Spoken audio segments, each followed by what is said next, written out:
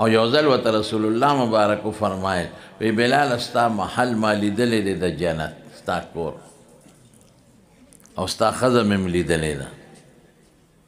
او هغه څنګه و یو قیمتي محل مې ولید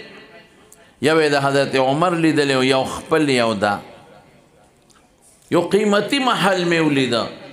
نو ما وی دا محل د چا دی وی دا مخکې چې بني آدم دې ردنه تپوس وکړه یو زنانه وه حوره او هغه په یو وله باندې ناسته وه په هغې یې مخ ینځه وی دومره ښکلې وه چې هغې به لپه اوچته کړه او په مخ به یې واچوله نو هغه اوبه به ترې لکه د ملغلرو لاندې تویدلې نو حضور پاک ته تپوس وکړو وی ته څوک یې او دا محل د چا دی وی دا محل ستا امتی دی